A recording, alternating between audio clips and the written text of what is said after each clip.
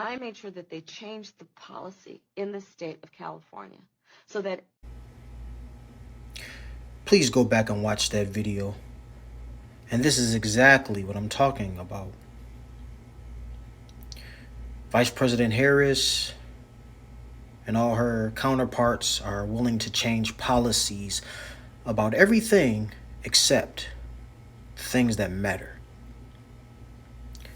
This was a transgender case. They were willing to change the policy on how they receive their services. But the government puts policy above law all the time, in which our rights, our constitutional rights, are violated. Dealing with the police, them not knowing law, no victim in any infraction case or any stop by the police for running a red light or a stop sign or yield sign. Being put out of public buildings, no freedom to assemble. There's always a disregard to your freedom of speech. We got to respect the pronouns now, and they changed the policies for all this ridiculous stuff to make us submit to these different people. They open up the world to these people, but they won't open up the world to law, the debt belonging to the government. What about that? They should limit the paying of so many bills with our own money. Our trust fund accounts should be paying for these different things that the government owes. But yet they charge we the people. They disregard our plea. Nobody gives legal advice when you go for a civil case against the courts, the judicial system, the executive branch, legislative branch, the judicial branch. All of these within Congress, getting through to our leaders when we submit our petitions. We have to go through loops to submit a petition to fight for reparations, and how many people are fighting for reparations at this point?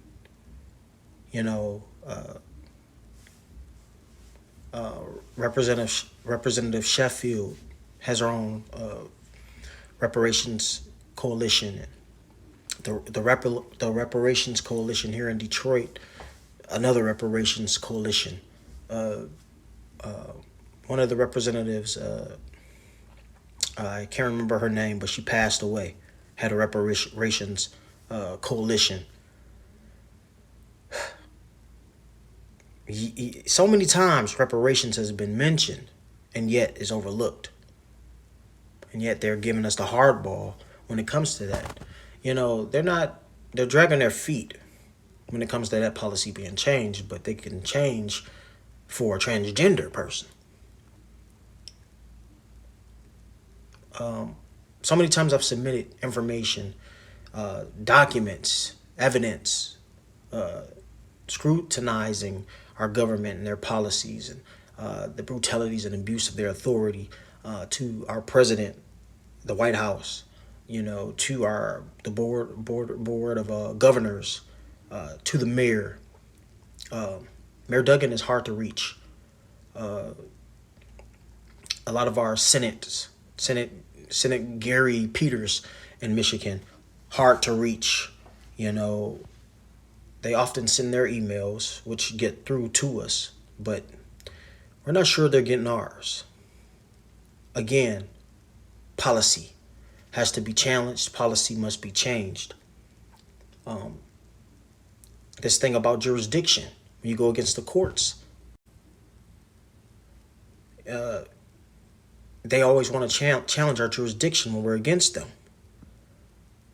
But when we challenge their jurisdiction when they're against us, they go for an alley-oop. They find some way around what we're saying and still penalize us. It's something wrong with that. Vice President Harris is so concerned about sticking with the same policy, giving us the runaround, saying, hey, we'll give people a chance to take out loans. Nobody wants a loan. You have to pay that back. Why is it so hard to get free money? Why is it so hard to get the grants? Show us the grants. Show us the scholarships. Make scholarships available. You still have to fill out for FAFSA. They're still going through our social security trust account. They still have to know our social security number. Again, when they ask for that, that's illegal. But yet they still ask for that. How about doing something without that? Doing something for free for once. Because apparently nothing in life is free, as they say. But hey, whose debt is it? It's not we the people. It's the government's debt, right? Again, policy above law has to be challenged, has to be changed. This must end now.